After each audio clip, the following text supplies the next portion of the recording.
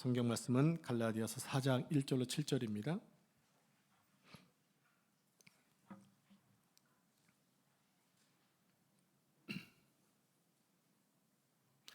갈라디아서 4장 1절로 7절까지 말씀 한 절씩 말씀을 교독합니다. 내가 또 말하노니 유업을 이을 자가 모든 것의 주인이나 어렸을 동안에는 종과 다름이 없어서 그 아버지가 정한 때까지 후견인과 청지기 아래에 있나니 이와 같이 우리도 어렸을 때에 이 세상의 초등학문 아래에 있어서 종 노릇하였더니 때가 참에 하나님이 그 아들을 보내사 여자에게서 나게 하시고 율법 아래에 나게 하신 것은 율법 아래에 있는 자들을 속량하시고 우리로 아들의 명분을 얻게 하려 하심이라.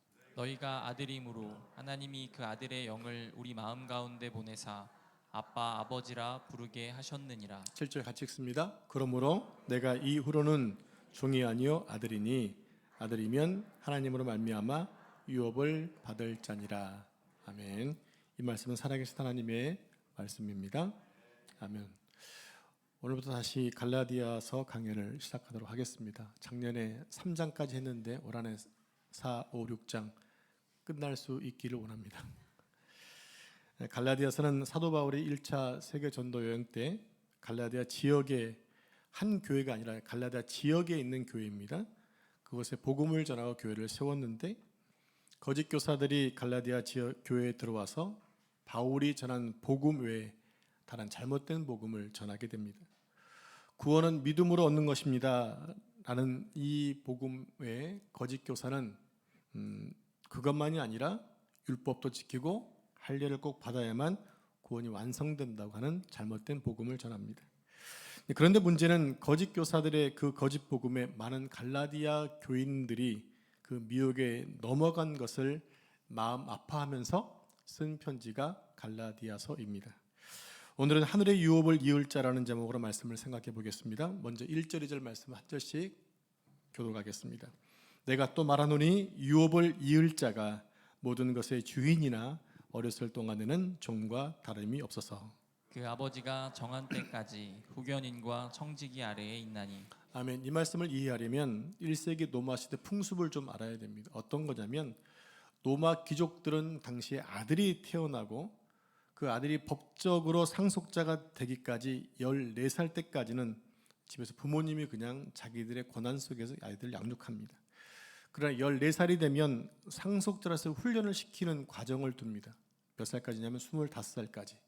집안에 지혜로운 종을 한 명 선택을 해서 그 아이를 맡기는 거예요. 그러면 종이 후견이 되었을 경우에는 아들은 상속자의 아들이잖아요. 그럼에도 불구하고 그 아들을 종처럼 생각하면서 철저하게 훈련을 시키는 것입니다. 왜 그러냐면 상속자로 살아야 되기 때문에. 그래서 25세까지 주인의 아들을 철저하게 훈련을 시킵니다. 그런 다음에 상속인으로서 온전한 권한을 부여하게 됩니다. 자, 이런 풍습은 당시 로마 시대 체제 안에 살던 사람들에게는 다 익히 알고 있는 내용들이었어요. 그래서 바울은 이 어떤 주제를 설명하기 위해서 누구나 알고 있던 상속자 제도를 말하고 있는 것입니다. 그게 뭘까를 한번 살펴보겠습니다. 3절 말씀입니다. 같이 합독합니다. 시작. 이와 같이 우리도 어렸을 때에 이 세상의 초등학문 아래에 있어서 종노릇하였더니. 여기에 초등학문이라는 말이 나오면 초등학문이 뭘까요? 히브리서 10장 1절 2절 말씀을 함께 교독합니다. 준비됐나요? 히브리서 10장 1절 2절. 제가 읽어드리겠습니다. 율법은 장차 올 좋은 일의 그림자일 뿐이요 참 형상이 아니므로 해마다 늘 드리는 같은 제사로는 나오는 자들을 온전하게 할 수 없느니라. 그렇지 아니하면 섬기는 자들이 단번에 정결하게 되어 다시 죄를 깨닫는 일이 없으리니 어찌 제사 드리는 일을 그치지 아니하리요. 이 말씀 보면 율법은 장차 올 일의 좋은 일의 그림자다. 장차 좋은 일이 올 것인데 그동안 율법은 그것의 그림자라고 얘기합니다. 참 형상이 아니다라고 해요. 그러니까 율법은 무엇인가의 그림자라고 하는 거예요. 어떤 그림자인가? 그림자는 실체가 있죠. 실체가 없는데 그림자는 존재하지 않습니다. 그리고 그림자는 실체가 있다는 것을 암시하기 때문에 그림자가 가진 좋은 일이 있다라는 거예요. 이것의 그림자는 뭘까? 십자가의 그림자는 당연히 십자가겠죠. 그런 것처럼 율법이 가지고 있는 아주 좋은 일이 실체가 있다라는 거예요. 그게 뭐냐면 죄를 지은 모든 인류에게 정말 좋은 게 뭘까요? 그것은 바로 예수 소망이라는 것입니다. 왜냐하면 예수님이 계셔야 우리가 죄인들이 구원을 받기 때문이죠. 자, 1절을 계속 보면 좀 떠나 주실래요? 1절을 계속 보면 그림자는 참 형상이 아니므로 해마다 늘 드리는 같은 제사를 사람은 온전하게 할 수 없다라는 거예요. 해마 이게 무슨 얘기냐면 제사는 참 형상이 아니기 때문에 그림자이기 때문에 해마다 늘 제사를 반복하지만 여전히 그 죄가 해결되지 않았다는 이야기입니다. 그래서 제사를 드릴 때마다 뭘 느끼느냐? 우리가 죄인이라는 사실에 우리는 어쩔 수 없이 죄인이구나 하는 사실을 매번 느끼게 된다는 얘기죠. 작년에도 죄를 회개하는 제사를 드렸는데 여전히 오래 보니까 나도 여전히 지금도 죄를 짓고 있는 거예요. 그래서 이렇게 얘기하는 거죠. 나는 별 수 없는 죄인이구나. 나는 소망이 없구나. 그러니까 결론은 이 문제를 해결해 주실 좋은 일이 오기 전까지 인간은 평생 동안 율법이나 제사 같은 초등교사 아래 놓여 있다라는 얘기입니다. 자, 초등학문에는 세 가지 의미가 있어요. 첫 번째는 율법 아래에 있는 모든 사람들을 가리킵니다. 즉 율법이 초등학문이니까 그 밑에 거한다는 얘기고요. 두 번째는 유대인들의 얘기인데 태어날 때부터 그들은 율법에서 태어났고 율법으로 살다가 죽습니다. 그래서 유대인들은 삶 전체가 다 율법 속에서 살았다는 얘기죠. 그러니까 그들의 삶은 너무나 팍팍했고 또 척박했습니다. 왜냐하면 율법은 지키거나 지키지 말라는 것인데 지키지 못하고 행하지 못하니까 늘 죄에 대한 마음 부담감을 가지고 살다 보니까 늘 힘든 거죠. 그들에게는 소망이 없고 기쁨이 없는 거예요. 늘 지키지 못하니까. 그래서 평생 나는 죄인이라는 사실을 확인하고 지나가는 것이 율법 아래 있었던 유대인의 모습이었어요. 자, 세 번째로 초등학문은 오늘날 현대 그리스도로 얘기하게 되면 무슨 얘기냐면 신앙의 초보자를 이야기합니다. 예수님 믿은 지 얼마 안 된 사람들 얘기한다는 거예요. 여러분 과거에 신앙을 가지셨었죠? 지금 여전히 신앙을 가고 있지만 과거에 예수님 믿을 때 처음에는 다 뜨겁습니다. 그들의 신앙이 뜨겁기 때문에 뜨겁지 않은 사람 보면 견디지를 못해요. 이런 사람들은 신앙의 칼라가 아주 단순하기 때문에 이거나 저거냐, 옳으냐 틀리냐 이것만 가지고 생각한다는 겁니다. 즉 흑백 논리로 신앙을 잰다고 하는 거죠. 여러분 인생에 답이 있습니까? 신앙에는 답이 있습니까? 인생에도 답이 없고 신앙에도 답이 없어요. 왜냐하면 모든 인생이 다 다르고 신앙생활은 다 다르기 때문에 그런 거예요. 신앙의 색깔이 다 다르다는 얘기입니다. 그렇게 인생은 답이 없기 때문에 늘 고민하는 거예요. 삶이란 무엇일까? 삶이란 무엇일까? 삶은 계란이구나. 삶은 계란이야. 예, 그렇습니다. 도대체 삶이란 무엇일까? 삶에는 답이 없기 때문에 늘 고민하면서 살고 있는 거예요. 근데 주님 만나면 인생의 답이 보여지게 되죠. 하나님께서 당신의 백성들을 부르시는 과정이 다 다르잖아요. 여러분들은 어떻게 하나님께 부름받았습니까? 저는 태어나면서부터 엄마 뱃속에서도 저는 서약됐기 때문에 이미 선택받고 하나님을 만난 사람이에요. 어떤 사람은 감옥에 들어가서 예수님 만나기도 하고 또 군대 가서 만나기도 하고 또 어떤 분은 빚을 져서 기도원 도망갔는데 은혜 받고 하나님 만나기도 하고 많습니다. 은혜 받는 방법들이 다 다릅니다. 그런데 그런 신앙에 무슨 답이 있고 인생에 답이 있겠냐라는 거죠. 그래서 서로 간에 우리는 다양성을 인정해야 되는 거예요. 여기 앉으신 여러분들이 다 똑같이 생겼다면 정말 재미없지 않을까요? 그럼 이제 초등학문을 좀 쉽게 설명드리도록 하겠습니다. 초등학문은 말 그대로 가장 기초가 되는 학문을 이야기합니다. 가장 기초가 되는 것. 간단한 예를 듭니다. 우리가 인생을 살아가는 삶의 기초를 초등학교에서 대부분 다 배우죠.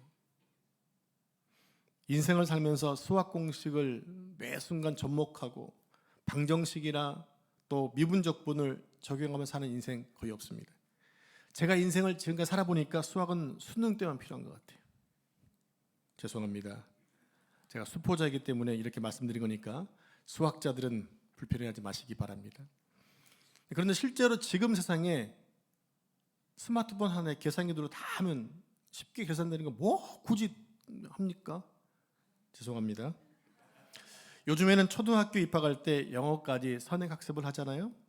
근데 제가 초등학교 당시 때만 하더라도 학교에 들어가서 기역, 니은, 디귿, 리을을 배웠어요. 그죠?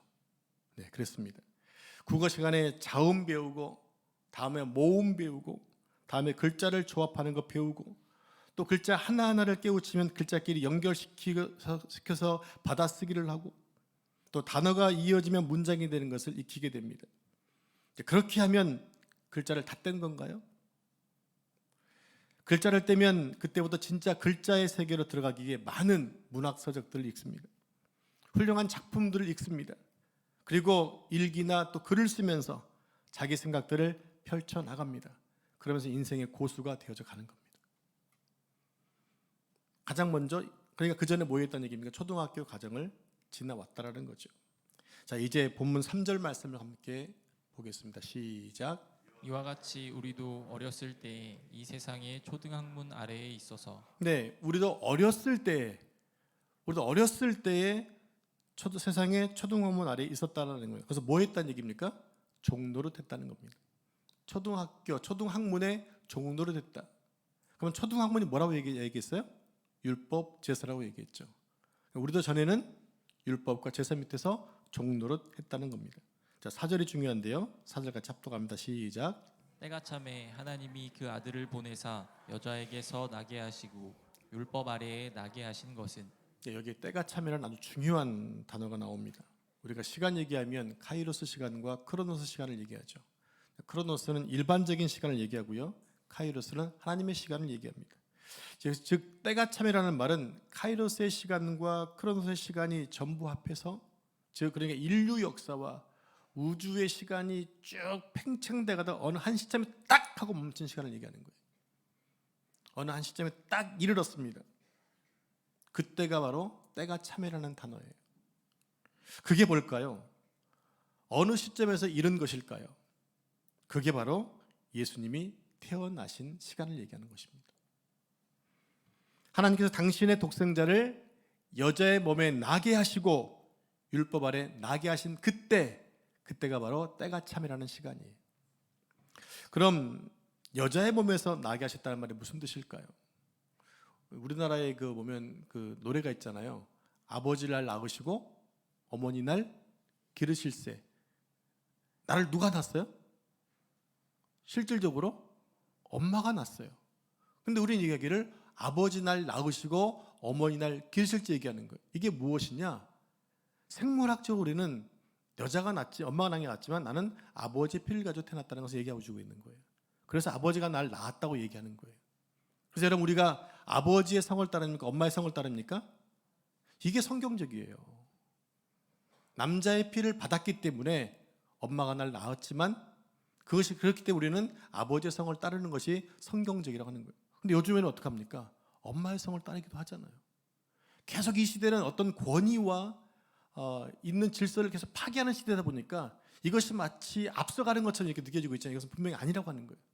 우리는 아닌 것을 분명히 얘기할 수 있는 사람이 되어야 한다는 얘기입니다. 그럴 수도 있지가 아니에요. 그래서는 안 되는 거예요. 지금 전 세계 동성애가 퍼져가고 있지만 그것은 안 되는 거잖아요. 근데 어느 순간에 그럴 수도 있지 뭐 이렇게 가고 있어요. 여러분 생각도 지금 그렇게 해놓은 거 아닌가요? 어느 순간 10%는 지금 허용하고 있는 거 아닌가요? 그러면 안 된다는 거예요. 우리는 100% 인정하면 안 되는 거예요. 하나님을 섬기는 사람은 그런 고집이 있어야 되는 거예요. 세상의 모든 사람은 생물학적으로 남자의 혈통으로 태어납니다. 그래서 아빠의 성을 따릅니다. 물론 마태복음의 족보에 보면 예수님은 아브라함과 다윗의 후손으로 되어 있지만 생물학적인 육신은 여자의 몸에서 났다는 겁니다. 즉 예수님은 남자의 피가 섞이지 않은 성령으로 잉태된 분입니다. 그래서 예수님은 완전한 하나님과 완전한 사람이셨던 거예요. 그런데 여러분, 예수님이 하나님이신데 왜 율법 아래서 태어나셔야만 했던 걸까요? 예수님은 하나님이시잖아요. 그럼 법이 필요 없는 분이잖아요. 법을 만드신 분인가. 근데 왜 예수님은 율법 아래서 태어나신 것일까요? 왜 그렇게 하신 것일까요? 모든 유대인은 율법 아래서 태어납니다. 그래서 율법 아래에 태어난 사람들을 구원하기 위해서, 율법 아래 태어난 모든 사람들을 구원하기 위해서 예수님도 율법 아래서 태어나신 거예요. 그것을 5절 말씀이 이렇게 얘기합니다. 5절 같이 합독합니다. 시작. 율법 아래에 있는 자들을 속량하시고 우리로 아들의 명분을 얻게 하려 하심이라. 답이 딱 나오잖아요. 율법 아래에 있는 모든 사람들을 구원하기 위해서 율법으로 태어나셨다. 자, 여기에 중요한 단어가 하나 나와요. 속량이라는 단어. 속량. 속량은 값을 지불했다라는 뜻이에요. 따라해 볼까요? 값을 지불했다. 자, 이 말씀은 예수님이 십자가에 사신 말씀이 있어요. 다 이루었다. 그 말과 똑같은 단어입니다. 다 이루었다는 말은 이런 뜻이 있어요. 이 말은 헬라 시대 때 상인들이 장사를 하면서 영수증을 발급해 주잖아요. 영수증 발급했다는 얘기가 뭡니까? 거래가 끝났다는 얘기예요. 그것이 바로 속량이라는 단어였어요. 그럼 뭐가 지불되었다는 것일까요? 하나님이 우리를 당신의 자녀로 삼으시려고, 하나님이 여러분들을 하나님의 자녀로 삼으시려고 예수님을 율법 아래에 나게 하셔서 십자가에다가 값을 다 지불해 버리셨다는 얘기입니다. 큰 은혜지요. 아들을 십자가에 팔아버리신 거예요. 왜 그렇습니까? 우리를 구원하시기 위해서입니다. 여러분, 우리의 구원은요 쉽게 얻어지는 것이 아니었어요. 우리의 구원을 위해 누군가는요 엄청난 희생을 감수해야 됐어요. 근데 그 희생을 누가 감수했느냐? 하나님이신 분이, 하나님이 그 모든 것들을 감수하셨다는 거예요. 왜 그렇습니까? 우리가 할 수 없으니까. 우린 죽었다 깨어나 할 수 없는 죄인이니까 우리를 살 수 없기 때문에 하나님이 그 일을 하시는 거예요. 하나님이신 그분이 당신의 아들을 버리셔서 그 일을 진행하셨다고 하는 거죠. 그럼 우리는 우리의 구원을 우습게 여기시면 안 돼요. 가볍게 여기시면 절대 안 됩니다. 또 남의 구원받는 거 우습게 생각하시면 절대 안 돼요. 여기서 우리 한 가지 바르게 알고 갈 것이 있습니다. 뭐냐면 예수님의 십자가 사역이 끝이 아니라 시작이라고 하는 거예요. 이 말이 무슨 말이냐? 십자가 사건은 신앙의 종착점이 아니라 신앙의 출발점, 신앙의 시작점이라는 겁니다. 십자가 사건이 너무너무 중요한 사건이죠. 그래도 십자가는 목적지가 아니라 구원의 출발점이라는 사실입니다. 그렇다면 뭐가 있겠죠? 목적지가 있겠죠. 목적지가 어디일까요? 오늘 우리가 함께 이것을 공부하고자 합니다. 신앙의 목적지가 어디냐? 오늘 설교 제목처럼 하늘의 유업을 이을 자, 하늘의 유업을 이을 상속자가 되는 것이 바로 신앙의 종착점입니다. 자, 십자가를 넘어 하나님이 우리에게 원하시는 목적지가 있어요. 그것은 바로 하늘의 유업을 이을 상속자라는 것입니다. 그리고 우리는 이미 예수님의 은혜로 하늘의 유업을 이을 상속자가 되었습니다. 그래서 우리는 이제 율법의 종이 아니라 하나님의 자녀가 된 것입니다. 완전히 신분이 완전히 바뀌었어요. 과거에는 노예였다가 지금은 자유인이 된 것입니다. 지금 갈라디아는 그걸 얘기하고 있잖아요. 다시는 종의 멍에를 매지 말라. 이 갈라디아서 핵심이에요. 하나님이 우리를 이렇게 상속자로 불렀기 때문에 우리가 얻은 축복이 있습니다. 어떤 축복일까요? 6절 말씀 같이 합독합니다. 시작. 너희가 아들임으로 하나님이 그 아들의 영을 우리 마음 가운데 보내사 아빠 아버지라 부르게 하셨느니라. 아멘. 종이 주인에게 아버지라 부를 수 있습니까? 죽으려고 까부는 거죠. 종이 어떻게 주인에게 아버지라고 부릅니까? 여러분, 우리가 하나님을 뭐라고 부르게 됐다고 했어요? 아빠 아버지. 아빠 아버지. 여러분, 아빠는요 아람어예요. 아람어를 찾아보면 아람어는 고대 중동에서 세모파, 세모파, 하간 세모, 그렇게 나왔어요. 세모파에 속한 언어였고, 이 아람어는 예수님 당시에 공용어였어요. 페르시아가 아람어를 등용해서 썼던 것이고, 페르시아 영향을 받았던 고대 중동어 바로 아람어를 썼는데, 그 아빠가 바로 아람어인데 우리나라 말과 너무너무 똑같아요. 발음이. 우리 애들이 저한테 아빠라고 부르잖아요. 발음이 똑같다고요. 그런데 여기서 아빠는 유대인들이 아버지의 관계를 강화시켜 부를 때 쓰는 호칭이었는데요. 이 아빠라는 호칭에는 아버지와 아들이 확고하고 분명한 어떤 법적인 차원을 넘어서 있는 그런 관계를 유지해주는 호칭이 바로 아빠라는 것입니다. 여러분 잘 들어보시기 바랍니다. 우리가 하나님을 아빠, 아버지라 뭐 하게 했다? 부르시게 했다는 거예요. 부르게 하셨다. 아빠, 아버지라 부르게 하셨다. 여기서 부르게 하셨다는 헬라어 단어는요, 크라조라는 단어인데 이게 무슨 말이냐? 소리 지르다. 크게 소리 지르다라는 얘기입니다. 무슨 얘기예요? 아빠! 하고 부른다라는 얘기예요. 그러니까 아빠 하고 부를 때는 그냥 부르지 않겠죠. 뭔가 이유가 있겠죠. 아빠를 부를 때 그냥 다 어떤 나름대로 원하는 게 있으니까 그렇게 부르잖아요. 자, 그런 관계가 있다는 얘기예요. 그래서 이 말이 무슨 말이냐면 율법 아래에서 종노릇하던 우리가 드디어 해방되었기 때문에 말할 수 없는 기쁨으로 아빠, 아버지라고 부른다는 거예요. 사실상 본질상 진노의 사람이었던 우리가 어느 날 태어나 보니까 그리스도의 성령 때문에 아들이 되어 있더라는 거예요. 그 전까지만 하더라도 종이었는데 예수님의 성령 때문에 우리가 뭐가 되어 있다? 아들이 되어 있다는 얘기. 그래서 하나님을 크게 아빠라고 소리친다는 얘기입니다. 성도 여러분, 죄로 죽었던 우리가 하나님의 아들이 되었으니 어찌 비명이 나오지 않겠습니까? 아빠, 아버지. 여러분, 신앙생활 하시다가 좀 답답하고 좀 막혔는 것 같으면 하나님을 향해 아빠가 불러보세요. 여러분, 아빠란 단어는 되게 친숙한 단어잖아요. 그렇게 한번 불러보시라고요. 그럼 기도의 문이 팍 열릴 것입니다. 제가 지금도 잊지 못하고 있는 얘기가 있어요. 제가 신학생 때 어느 그 당시에 문화 방송의 앵커였던 분이 예수님 만난 다음에 그분과 대화를 하는 가운데 이런 얘기 하시는 거예요. 기도의 문이 안 열리면 그분은 조용히 눈을 감고 아버지란 단어를 10번을 이렇게 불어본대요. 아버지, 아버지. 10번째 부르면요, 자기도 모르는 사이에 막 눈물이 나면서 기도의 문이 확 열리더라는 얘기해 주더라고요. 근데 그게 진짜 되더라고요. 여러분, 그러니까 마음이 답답하고 영적으로 뭔가 좀 힘든 상황이 있으면 하나님을 바라보고 아빠가 불러보세요. 아멘. 그러면 어떤 은혜가 있을 줄로 믿습니다. 우리가 태어나 보니까 빌 게이츠가 우리 아빠인 거예요. 우와, 대박 아닙니까? 전 세계의 가장 큰 부호인 빌 게이츠가 내 아빠면 얼마나 여러분 환호성 지르겠어요. 근데 하나님이라니까 별로 환호성이 별로 없는 것 같아요. 우리 함께 요한복음 1장 12절 13절 말씀을 같이 합독하겠습니다. 시작.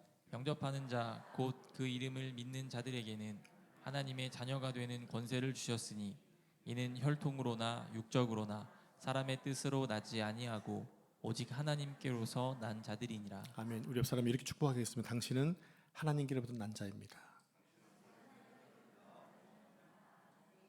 이만한 복음이 어디 있습니까? 성도 여러분, 예수님이 우리에게 가르쳐 주신 주기도문의 첫 문장 기억하시죠? 뭐였나요? 하늘에 계신 우리 아버지요. 하늘에 계신 우리 아버지. 여러분, 유대인들은 하나님에 대한 호칭에 대해서 너무 영광스럽고 두려운 나머지 하나님의 이름을 함부로 부르지도 못했고 쓰지도 못했어요. 구약의 사람들은 성경 읽다가도 여호와가 나오면요, 그걸 못 읽고 그냥 지나갔어요. 죄인이 어떻게 감히 거룩하신 하나님의 이름을 함부로 부르며 또 읽을 수 있겠습니까? 그래서 못 읽고 지나갔던 거예요. 그게 그 당시 그게 문화였어요. 우리나라에서도 자식이 아버지 함자를 함부로 부르지 못하잖아요. 그죠? 아닙니까? 선생님의 그림자도 밟지 않았던 것이 우리나라 정서였어요. 그게 예절이었다고요. 그래서 히브리인들도 여호와라는 이름을 쓰거나 그 이름이 나올 때 붓을 빨고 목욕을 하고 옷을 갈아입고 하나님 이름을 쓰거나 그냥 침묵하고 지나갔어요. 하나님이 그런 대상인데 예수님이 우리에게 기도를 가르쳐 주실 때 그 하나님을 향해서 뭐라고 부르느냐? 아버지요 라고 부르겠다는 거예요. 하나님에 대한 모든 존경과 사랑과 관계가 이 아버지라는 호칭에 다 담겨져 있다라는 얘기입니다. 이게 얼마나 큰 복입니까? 우린 그런 생각도 없이 그냥 하나님 아버지를 불렀잖아요. 우리 너무 좋은 세대에 태어난 거예요. 여러분, 지금도 이스라엘 사람들은요, 하나님을 이렇게 아버지를 못 부른다고요. 왜? 예수님을 안 믿으니까. 거기에 비해 우리는 이방인이었는데 그 은혜를 받아서 하나님을 아버지라 부를 수 있으니까 얼마나 감사합니까? 여러분, 많이 부르세요. 그런데 이 아버지라는 표현이 나올 때마다 항상 대립되는 표현이 있어요. 그게 뭐냐, 바로 이방인이라는 거예요. 대표적인 예를 들어 마태복음 6장 32절 말씀 같이 합독해 보겠습니다. 시작. 이는 다 이방인들이 구하는 것이라 너희 하늘 아버지께 이 모든 것이 너희에게 있어야 할 줄을 아시느니라. 아멘. 이 말씀 안에 지금 이방인과 아버지를 둔 자녀가 비교되고 있잖아요. 이방인의 특징이 무엇입니까? 이방인은 혈통뿐만 아니라 하늘 아버지를 아버지로 두지 않은 모든 삶이 이방인이라는 거예요. 그래서 이방인은 자기 인생을 자기가 책임지며 살아야 돼요. 자기 인생의 자기 주인이기 때문입니다. 그게 이방인인 거예요. 실질적으로 갈라디아 모든 교인들이 다 이방인들이었어요. 그리고 우리 또한 이방인이잖아요. 그러나 예수님의 은혜로 우리는 아들의 명분을 갖게 된 거예요. 그래서 우리는 아버지가 되시는 하늘의 천부께서 너에게 있어야 할 것을 아신다 라고 말씀하시는 거예요. 우리 지금 그런 관계 속에 들어가 있는 거예요. 무슨 얘기입니까? 하나님이 우리의 삶을 책임지신다라는 거예요. 왜요? 아들이니까. 제가 우리 청년들 예뻐하지만, 우리 주례를 예뻐하지만 제가 주례 삶 책임지는 거 아니거든요. 우리 아들 제일 왜 책임지겠어요? 우리 아들 아닌데. 이런 개념이라는 거예요. 대신 주례야, 아빠 엄마 있으면 걱정할 거 없어? 자, 쉬운 일 하나 들어보겠습니다. 우리 집 아이들은 저에게 목사님이라고 부르지 않아요. 집에서, 교회에서도 저한테 아빠라고 불러요. 어떤 분은 그게 좀 거슬릴 수 있겠지만 그게 관계이기 때문에 부르는 거거든요. 이해해 주시기 바랍니다. 우리 집 아이들은 그냥 아빠라고 부릅니다. 왜냐하면 그게 관계이기 때문에. 그러나 제가 아무리 좋아하는 청년이나 학생도 제게 아빠라고 부르지 않아요. 저한테 목사님이라고 부르죠. 그게 뭐라는 얘기입니까? 관계라는 얘기입니다. 그게 이방인과 아들과의 차이점이에요. 우리는 하나님의 자녀가 되었기 때문에 그분을 뭐라고 불러요? 아빠, 아버지라고 부르는 거예요. 많이 부르시기 바랍니다. 자, 그러면 하나님이 왜 우리를 아들로 부르신 것일까요? 7절에 그 이유가 나옵니다. 7절 같이 시작. 이 아니요 아들이니 아들이면 하나님으로 말미암아 유업을 받을 자니라. 아멘. 이 말씀에서 아들이면 하나님으로 말미암아 무엇을 받을 자? 유업을 받을 자. 이것이 우리가 최종적으로 가야 될 신앙의 목적지입니다. 그러니까 하나님이 우리에게 하늘의 유업을 물려주기 위해서 예수님의 십자가 사건과 성령으로 인치셨다는 겁니다. 그렇다면 여러분, 하늘의 유업이 무엇일까요? 이게 중요한 거 아닙니까? 하늘의 유업이 뭘까요? 예수님을 영접한 자에게는 하나님의 자녀가 되는 권세를 주셨는데 하늘의 유업이 대체 뭘까? 성경을 통해서 몇 가지를 살펴보겠습니다. 먼저 디모데후서 1장 1절 말씀 같이 합독합니다. 시작. 하나님의 뜻으로 말미암아 그리스도 예수 안에 있는 생명의 약속대로 그리스도 예수의 사도된 바울은 하나님의 뜻으로 말미암아 그리스도 예수 안에 있는 무슨 약속? 무슨 약속? 생명의 약속대로. 여기서 유업과 약속은 같은 말이에요. 그 앞에 지금 생명의 약속대라는 수식어가 붙어 있습니다. 그러니까 바울이 사도된 것은 이 생명의 약속 때문이다. 생명의 유업 때문이다라는 거예요. 다음은 디도서 1장 2절 3절입니다. 먼저 2절 말씀 같이 읽겠습니다. 시작. 영생의 소망을 위함이라. 이 영생은 거짓이 없으신 하나님이 영원전부터 약속하신 것인데. 네, 이 영생은 영원전부터 약속하신 하나님의 어떤 비밀이라고 해요. 어떤 비밀입니까? 3절에 나와요. 3절 시작. 자기 때에 자기의 말씀을 전도로 나타내셨으니 이 전도는 우리 구주 하나님이 명하신 대로 내게 맡기신 것이라. 아멘. 자, 자세히 보니까 하늘의 유업이 구체적으로 등장하고 있죠. 영생이 뭘로 나타났나요? 영생이 뭐로 나타났어요? 3절 다시 띄워주실래요? 자기 때에 자기의 말씀을 뭐로 나타냈다? 전도로 나타냈다는 얘기입니다.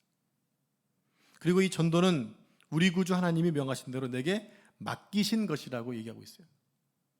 하나님이 명하신 대로 내게 맡기신 사역, 그 유업, 그것이 바로 전도로 나타난다는 얘기입니다. 이게 하늘의 유업이라는 거예요. 여러분, 하나님의 상속자에게는 하늘의 유업이 있습니다.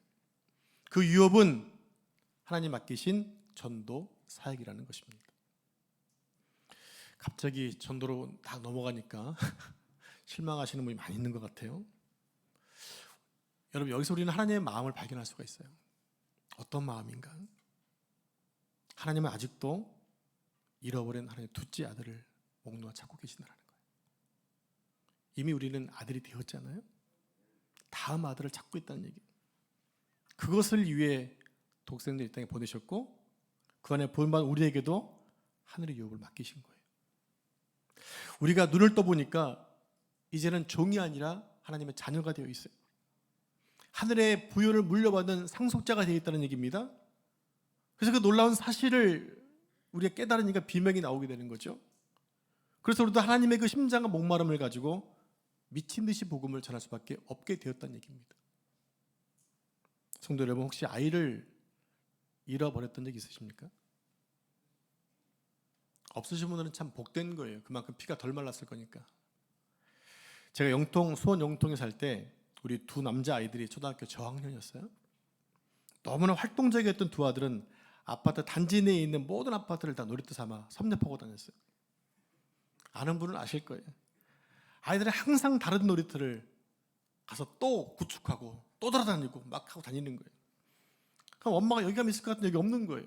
그럼 뺑뺑 돌아다녀야 되는 거예요.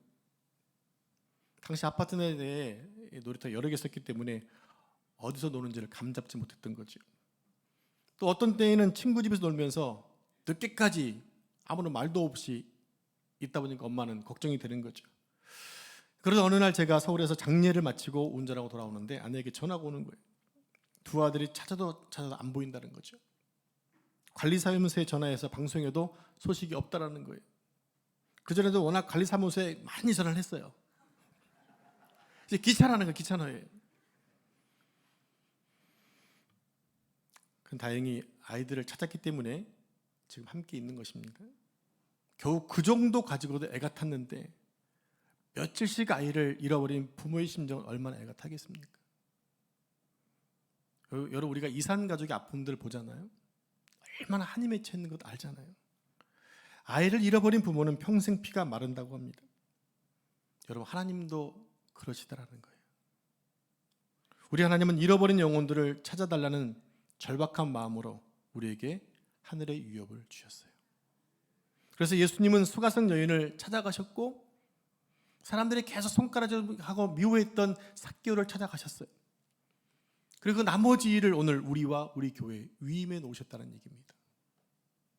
이제 마지막으로 에베소서 3장 6절 9절 말씀 하면 띄워놔 주겠습니다. 자, 말씀을 잘 보시기 바랍니다. 6절 말씀 보면 이방인들이 복음으로 말미암아 그리스도 예수 안에서 함께 뭐가 됐다고 했습니까? 함께 상속자가 되고 함께 지체가 되고 함께 또 뭐가 됐어요? 약속에 참여한 자가 되었다는 겁니다. 자, 7절 말씀 같이 읽겠습니다. 시작. 이 복음을 위하여 그의 능력이 역사하시는 대로 내게 주신 하나님의 은혜의 선물을 따라 내가 일꾼이 되었노라. 네, 사도 바울이 일꾼 된 게 뭡니까? 하나님의 은혜에 따라 은혜의 선물 받고 복음의 일꾼 되었다고 얘기합니다. 그러니까 우리도 어떻게 해야 된다는 얘기입니까? 8절 9절 말씀 같이 한 절씩 합독합니다. 모든 성도 중에 지극히 작은 자보다 더 작은 나에게 이 은혜를 주신 것은 측량할 수 없는 그리스도의 풍성함을 이방인에게 전하게 하시고 영원부터 만물을 창조하신 하나님 속에 감추어졌던 비밀의 경륜이 어떠한 것을 드러내게 하려 하심이라. 아멘. 사랑하는 성도 여러분, 우리의 삶 자체가 생명을 전하는 삶이요, 이 일 때문에 우리가 직장에 부름받았고 이 일 때문에 우리가 돈을 번다는 생각을 꼭 하셔야만 합니다. 그래서 광고 시간에 말씀드렸던 하늘의 생명책 노트를 구입하셔서 전도 대상자의 이름을 쓰고 또 그분을 위해 기도하고 접촉하면서 구원을 시키는 일을 우리가 감당해야 한다는 겁니다. 제가 믿음이 적어서 60권밖에 준비를 못했어요. 하지만 더 많이 준비해야 되는 그런 사태가 오기를 바랍니다. 오늘 여러분들이 잃어버린 영혼에 대해서 무관심하시고 기도하지 않는다면 여러분의 가족들이, 여러분의 지인들이 모두 지옥의 자식들이 될 것입니다. 하나님 오늘 우리에게 그 사명을 감당하라고 이 지역에 이사하셨고 우리 교회에 등록하게 하신 줄로 믿습니다. 그리고 오늘 말씀을 통해서 본 것처럼 하늘의 상속자가 된 우리 모두가 그 하나님의 목마름과 기쁨에 동참하는 복된 삶이 되시기를 축원합니다. 기도하겠습니다. 하나님 감사합니다. 우리를 위해서 십자가 달게 지시고 구원해 주신 하나님, 그 일을 통해서 우리가 이방인에서 하나님의 자녀가 되는 복을 누리게 되었고 거룩하신 하나님을 아버지라 부를 수 있는 자리에 오게 하셨습니다. 우리 그런 귀한 유업을 주셨는데 그 아버지의 마음을 받아 우리가 이 세상에 지금 잃어버린 영혼들을 찾아가는 저희가 되도록 도와주셔서 한 명의 영혼들이라도 주 앞에 인도하여 영광을 드릴 수 있는 삶 될 수 있도록 축복해 주옵소서. 하나님께 받은 귀한 유업들을 잘 활용하여 마지막 시대에 주님께 영광 올려드리며 더 많은 백성들 주님께 인도하고 주의 나라가 확장되는 삶을 우리 눈으로 볼 수 있도록 축복해 주시옵소서. 이 모든 말씀을 거룩하신 예수님의 이름으로 기도합니다. 아멘.